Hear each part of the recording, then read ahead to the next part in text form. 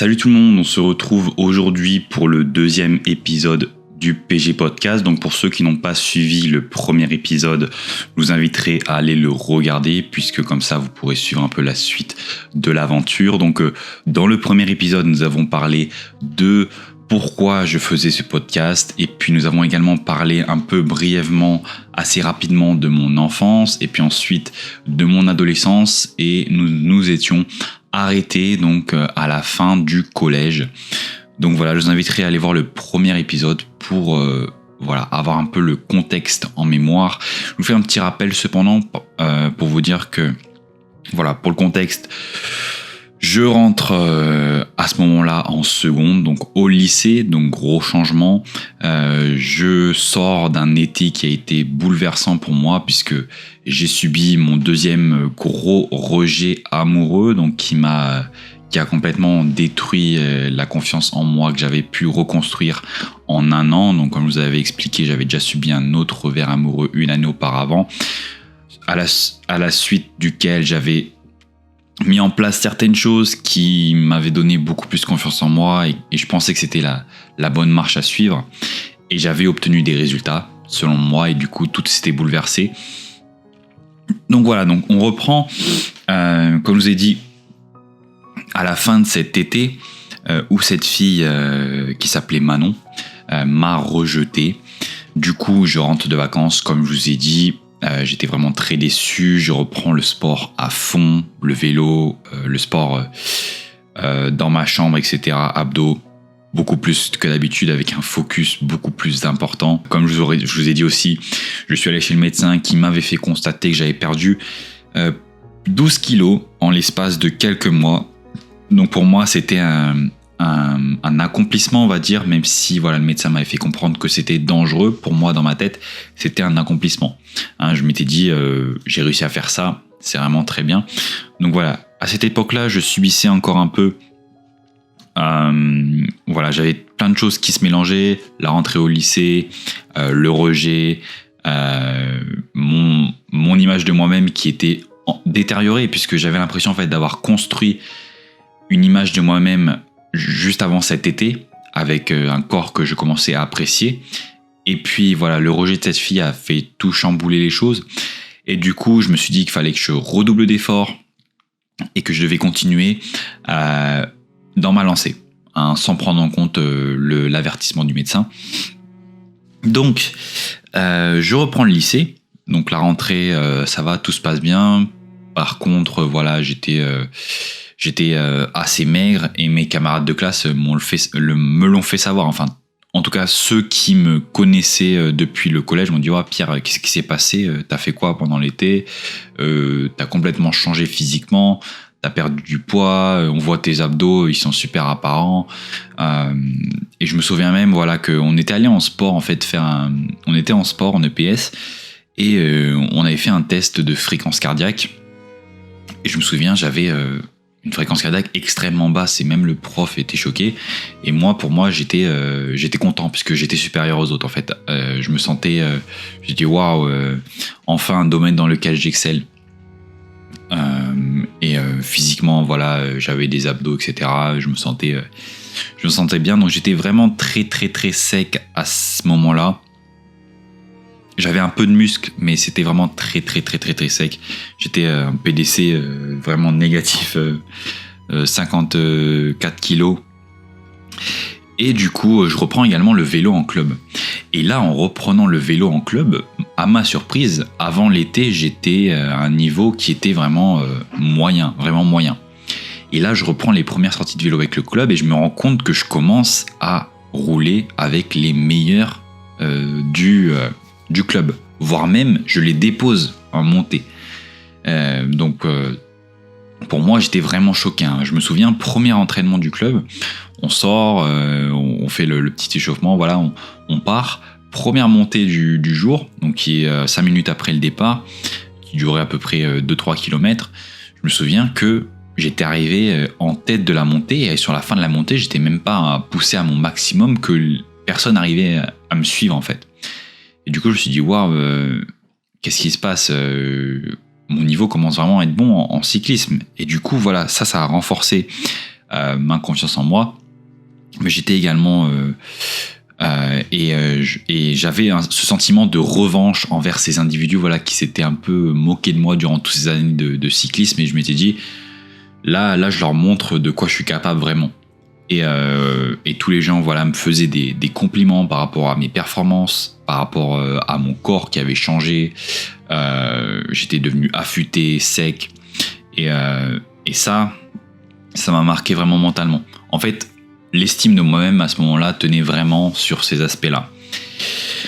Et du coup, je prends le lycée et maintenant, après le lycée, souvent, j'allais faire des sorties. Donc je partais environ 2 heures, on va dire, plusieurs fois par semaine en vélo. Donc je rajoutais des entraînements puisque auparavant, l'année d'avant, quand j'étais encore au collège, je faisais 2 entraînements par semaine.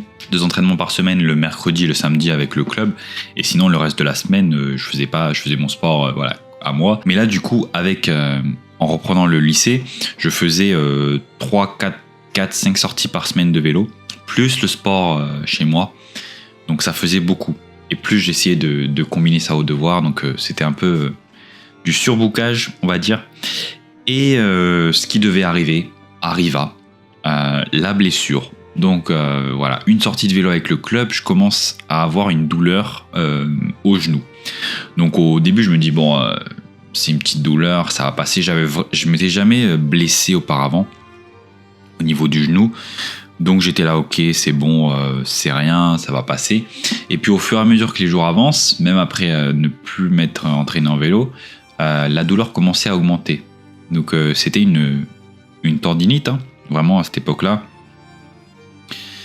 Donc je vais voir le médecin, et le médecin me dit, là, du coup, c'est 2 semaines sans sport. Alors là, gros choc pour moi. Quoi, 2 semaines sans sport? Comment je vais faire? Je suis censé faire du sport. Pierre, il est censé faire du sport. C'est son identité. C'était mon identité à l'heure actuelle. À ce moment-là, c'était de faire du sport, d'avoir mon corps. C'est à quoi je tenais, on va dire. Et du coup, 2 semaines sans sport, je me suis dit, c'est pas possible. Je vais pas pouvoir maintenir mon poids, je vais grossir. Donc j'avais extrêmement peur en fait que tout ce que j'avais fait jusqu'à maintenant se volatilise. Alors que c'est pas le cas, mais j'étais parano vraiment là-dessus. Et du coup, j'ai essayé quand même de continuer à faire mes abdos, mais ça ne passait pas, j'avais mal. Même en faisant des abdos, j'avais mal au genou, je comprenais pas ce qui se passait. Et puis j'étais vraiment désespéré. Je me rappelle qu'un jour, j'ai essayé de faire mes abdos, j'arrivais pas, j'avais mal. Et du coup, j'ai commencé à pleurer parce que je me suis dit, c'est pas possible de pouvoir jamais faire de sport. Et du coup, je suis allé regarder sur Internet, comment...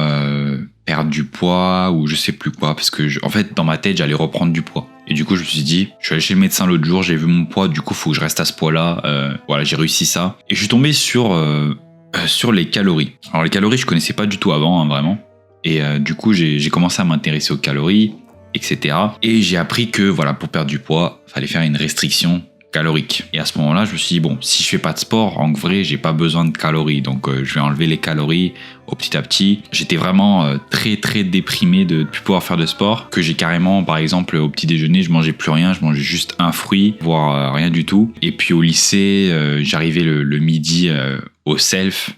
Je mangeais très, très peu. J'essayais de faire le plus attention possible.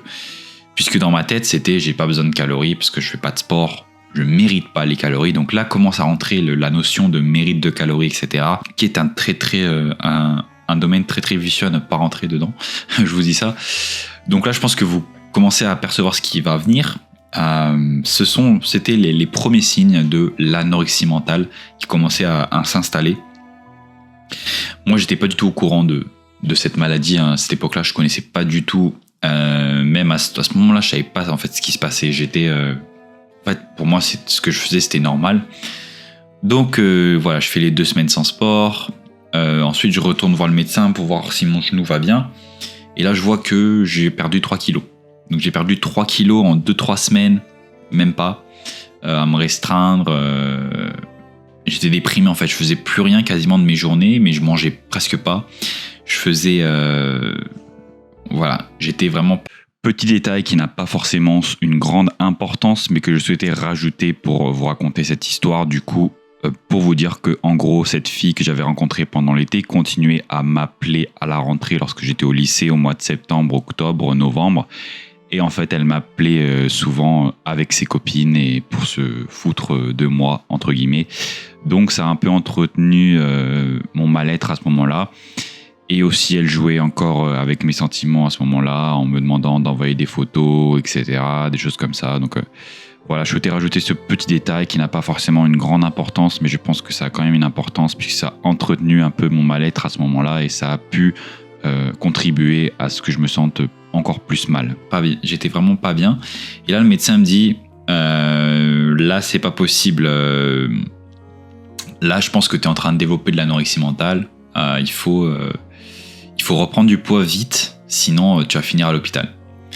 Donc là, gros choc pour moi. Je dis quoi, l'anorexie, qu'est-ce que c'est? Je commence à faire des recherches sur internet et puis je commence à m'intéresser au sujet et je me dis ah ouais, mais non, c'est pas moi, l'anorexie mentale, c'est pour les filles, ça me concerne pas. Moi, c'est juste que je peux pas faire de sport. Et si je veux pas de sport, je mange pas. Donc du coup, quand même, le médecin, quand il m'a dit que j'allais finir à l'hôpital, ça m'a quand même fait un électrochoc. Je peux vous dire que j'ai dit, oula, là, il faut que je recommence à manger, je vais essayer de me soigner, etc. pour reprendre faire du sport, mais il faut que je remange pour reprendre du poids. Donc du coup, là, j'ai l'impression que tout va mieux, je reprends espoir, je vais pouvoir refaire du sport, je recommence à manger à tous les repas, etc. Et vient quelques semaines après, j'ai toujours mal au genou, mais j'essaye de reprendre le sport. Enfin voilà, j'essaye d'alterner, mais je retrouve jamais en fait ma condition puisque j'ai toujours mal au genou. Mais je fais quand même du sport, mais c'est quand même pas pire, ça va. Et du coup, je retourne chez le médecin, logiquement, pour voir l'évolution de mon poids parce que c'était critique, on va dire à ce moment-là, fallait que je reprenne du poids. Et j'étais remonté à 55 kilos, je crois, quelque chose comme ça, assez vite. Et là, j'ai dit oula. Alors là, non. En fait, le médecin m'a dit c'est bien, t'as repris du poids, etc. Mais pour moi, je ne sais pas pourquoi à ce moment-là, c'est pas bien. Ce que j'ai fait, c'est pas bien. Il faut que tu reperdes du poids là. Ça va pas du tout. Donc je ressors chez le médecin avec mes parents, ma mère je crois, et ma mère me dit ah c'est bien Pierre, tu fais des efforts, tu reprends du poids, t'écoutes ce que le médecin dit, etc. Et moi j'étais oui, mais au fond de moi j'étais quelle dinguerie, j'ai repris du poids. C'était l'objectif, mais en fait c'était pas vraiment l'objectif, je l'acceptais pas. Et du coup je continue, je repars en fait dans mes travers, c'est-à-dire que je recommence. Là, comme j'avais appris ce qu'étaient les calories, ça allait partir en vrille, vous pouvez comprendre. Donc du coup, je passe l'hiver à pas vraiment pouvoir faire de sport, mais en faire un peu, à contrôler ce que je mange, vraiment, pas vraiment. Enfin, j'essaye de vraiment commencer à contrôler de plus en plus ce que je mange aux calories, etc. J'essaye de faire du sport, je commence à calculer les dépenses énergétiques que je fais en sport, c'est-à-dire que si je fais 1 heure de vélo, je commence à calculer si je fais du sport, je faisais du renforcement musculaire à ce moment-là avec mon club de vélo, je commence à calculer les dépenses de ça. En fait, je commençais vraiment à rentrer dans cet univers de tout calculer, de tout, pas tout peser au gramme près, puisque voilà, à cette époque-là, mes parents m'auraient pas laissé, je pense, peser les aliments au gramme près. Mais voilà, je regardais les portions, etc. J'essayais de calculer à l'œil nu, j'essayais de peser quand je pouvais.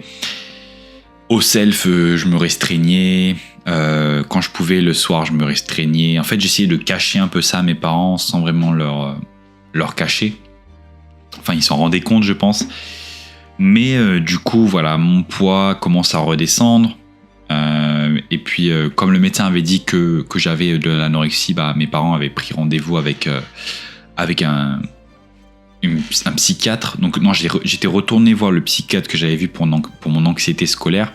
Et ce psychiatre nous avait redirigé vers une psychologue. Donc, pire erreur. Puisque cette psychologue, j'étais allé la voir. Les séances n'avaient pas du tout aidé. Elle m'avait juste dit, en gros, mange un pain au chocolat, fais-toi plaisir. Donc voilà, pour les gens qui ont de l'anorexie ou des troubles alimentaires, je pense que vous pouvez rigoler à ça, parce que c'est le pire conseil qu'on puisse donner à quelqu'un qui souffre d'un trouble alimentaire, c'est pourquoi tu manges pas, mange, voilà. Donc c'est complètement débile. Mais du coup, voilà, l'année se passe, on va dire, correctement. Enfin, j'arrive à maintenir mon poids bas, mais je descends pas trop. Mais je me souviens quand même que l'hiver, au lycée, j'avais extrêmement froid, même en dehors, hein, mais je me souviens vraiment au lycée, mes camarades étaient souvent dehors, ils discutaient, etc. Moi, je me réfugiais à l'intérieur, et même dans les couloirs, j'étais avec ma grosse doudoune, j'étais avec un bonnet, j'avais extrêmement froid en fait. Quand vous souffrez d'anorexie ou de sous-poids, le truc c'est que votre corps, il a plus du tout de réserve de graisse pour produire de la chaleur. Et du coup, vous avez extrêmement froid, vous avez les ongles qui deviennent bleus, vous avez plus de circulation dans les doigts. Vous êtes vraiment pas bien. Je ressemblais limite à un squelette, même si j'étais encore loin de mon pire. Mais les gens commençaient à se poser des questions. J'avais plus aucun intérêt pour rien du tout. J'avais plus aucune joie de vie, plus d'intérêt. J'allais en cours, je faisais les cours, mais après les cours, j'avais rien à faire. J'allais à la natation avec un copain à moi au lycée. On allait nager. Et je me souviens que voilà, à ce moment-là, je pouvais plus trop faire de vélo. Enfin, je devais limiter ce que je faisais en vélo à cause de mon jeu, etc. Je pouvais un peu aller à la natation, ça me faisait pas trop mal. Du coup, j'ai repris l'intérêt que j'avais pour la natation puisque j'en avais fait quand j'étais plus jeune.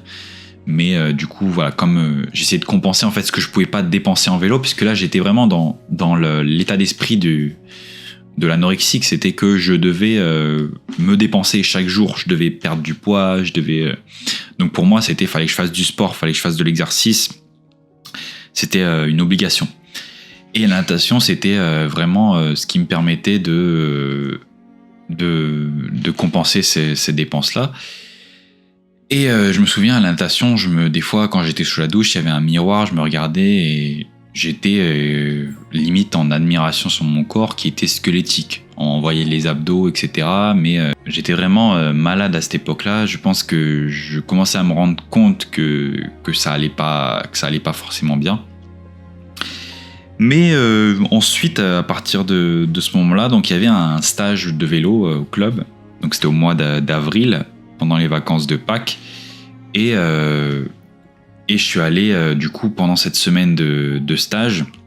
Donc voilà, la psychologue m'avait dit c'est ok d'aller en stage, ça lui fait plaisir.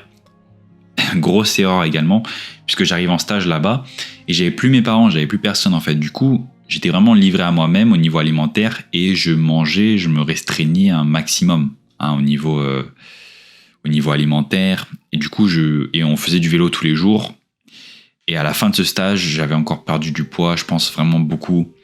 Je rentre chez moi, mes parents ils me disent c'est pas possible, t'as encore perdu du poids. Et moi j'étais content de ce que je faisais. Et première chose que je fais en rentrant, quand j'arrive pour la deuxième semaine de vacances chez mes grands-parents, je pars faire du vélo.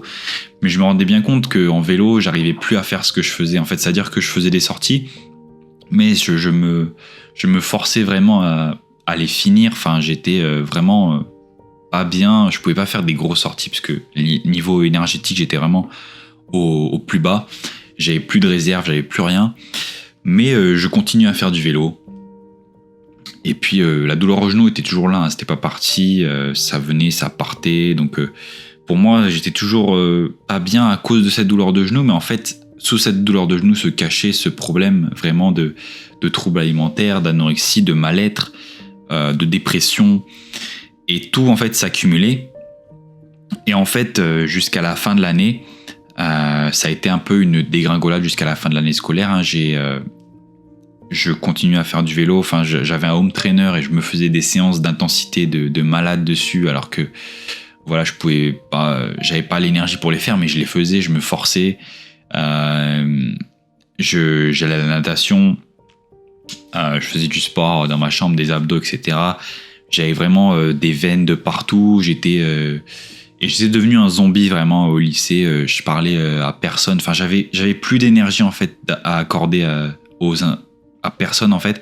Et les gens ont commencé un peu à se désintéresser de moi. Hein. Je leur en veux pas du tout parce que moi, si quelqu'un était comme ça, voilà, j'aurais peut-être pas compris. Donc personne comprenait en fait vraiment ce qui se passait. Et moi, je m'isolais en fait de plus en plus. Et jusqu'à la fin de l'année, une fois que la fin de l'année, vers la fin de l'année scolaire, mes parents ont pris rendez-vous. Enfin, c'était le médecin traitant. J'avais rendez-vous avec lui pour contrôler mon poids, etc. Et j'étais à 50 kilos ou à 51 kilos, 50 kilos. Donc là, il m'avait dit bon là c'est mort, tu finis à l'hôpital. Et du coup, elle a contacté un psychiatre spécialiste des troubles alimentaires. Et ce psychiatre du coup nous a redirigé directement vers une clinique, donc la clinique du Grésivaudan, avec laquelle j'ai eu rendez-vous pour parler. J'ai eu rendez-vous avec le médecin, avec un médecin spécialiste. Donc qui m'a pesé, qui a pris ma tension, etc. Mon pouls, tout était horrible, clairement. Et ensuite j'ai fait une prise de sang. Ça c'était la prise de sang que j'avais fait avec le médecin traitant qui m'avait fait demander de faire une prise de sang. Et là le médecin de la clinique, faut savoir que, je refais un petit retour en arrière. Faut savoir que pendant 3 semaines, en fait, entre le rendez-vous du médecin traitant et le rendez-vous avec le médecin de la clinique, il y a eu 3 semaines de délai, ou 2-3 semaines. Et pendant ces 3 semaines, ça a été, en fait, je pouvais plus faire de vélo, je pouvais plus faire de sport, mais je mangeais quasiment plus rien. Donc au jour le jour, j'étais devenu un zombie, encore plus un zombie. J'étais épuisé, j'étais vraiment mort. Pour moi, j'étais mort, j'avais plus aucune vie. J'étais recroquevillé sur moi-même. J'étais devenu un squelette ambulant. Et mes parents, je pense qu'ils en ont vraiment souffert de cette période-là. Et une fois que je suis arrivé à la clinique, donc le médecin m'a dit avec la prise de sang, là ton foie il est à 2 semaines de rendre l'âme. En gros, dans 2 semaines, tu crèves si tu continues comme ça. Du coup, au lieu de m'accepter directement dans la clinique, elle m'a fait rentrer à l'hôpital directement, au CHU, à l'hôpital couple-enfant, parce que j'étais encore un ado, j'étais encore dans l'âge pour rentrer dans cet hôpital. Et du coup, j'ai passé 2 semaines dans cet hôpital avec une perfusion. Mais le problème de cet hôpital, c'est qu'ils n'ont pas capté le problème tout de suite. C'est que ils n'ont pas capté le problème du tout. En fait, ils m'ont fait des tonnes d'examens pour voir si j'avais un problème, en fait, une maladie. Mais en fait, la maladie qui m'avait fait perdre tout ce pan, en fait, elle était à l'intérieur de la tête. Et du coup, voilà, j'ai pas perdu 2 semaines, puisqu'en gros, j'étais alité toute la journée, donc je risquais pas grand chose. Mais je mangeais presque pas, donc mon poids a encore dégringolé pendant cette période-là. Et du coup, à l'hôpital, il me prenait mon pouls H24 et mon pouls était à 30, voire en dessous de 30 à la journée. Donc quand le pouls est en dessous de 30 à l'hôpital, ça sonne. Donc moi, ça sonnait en permanence mon truc de pouls. Et la nuit, j'avais même fait une nuit où j'étais descendu, je crois, vers les 20 ou quelque chose comme ça. Et le médecin m'a dit, en dessous de 20, tu crèves, tu peux mourir. Donc voilà, j'en rigole là aujourd'hui, mais je me rends pas forcément compte de la gravité de la chose que ça a été. Voilà, les 2 semaines se sont terminées. J'ai enfin pu être retransmis à la clinique. Et là-bas, la clinique, ils m'ont accueilli. Et du coup, voilà, j'ai eu une chambre. Je me suis senti directement dans un cocon protecteur avec une équipe autour de moi pour m'aider, puisque à ce moment-là, je pouvais plus m'aider. Moi, je me dirigeais droit vers la mort. À ce moment-là, j'avais plus personne pour. J'aurais pas pu me sortir de cette situation sans l'aide de ces personnes-là, puisque voilà, quand on est malade à ce point-là, quand on est là-dedans, on peut pas s'en sortir tout seul. Et ça, je le dis si jamais il y a des personnes qui souffrent de troubles graves, donc l'anorexie, les troubles du comportement alimentaire, c'est un trouble très très grave. C'est le trouble le plus meurtrier. Il fait énormément de morts. Donc voilà, c'est pas quelque chose qu'il faut prendre à la légère. Et voilà, du coup, à la clinique, le premier jour où ils m'ont pesé, je faisais 46 kilos. Donc là, ça a été le poids le plus faible, je crois, que j'ai jamais atteint de toute ma vie, à cette taille-là, donc à la taille que j'ai actuellement. Là, aujourd'hui, je fais 86-87 kilos. Et à cette époque-là, je faisais 46 kilos. Donc 40 kilos de moins sur mon corps. Et du coup, je me souviens le jour où ils m'ont pesé, donc j'étais dans mon lit, en fait, c'est le matin, quand les infirmières elles viennent. Et du coup, je me suis levé, ils m'ont aidé pour me lever, et je me suis écroulé, je crois, j'ai perdu connaissance, et je me suis réveillé, en fait, sur la balance. Et en fait, je me suis rendu compte un peu du pétrin dans lequel je m'étais mis. Et donc voilà pour ce qui est de l'intégration à la clinique. Donc j'intègre la clinique avec un poids du corps de 46 kg pour 1m81.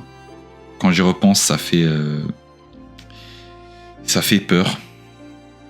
Mais voilà.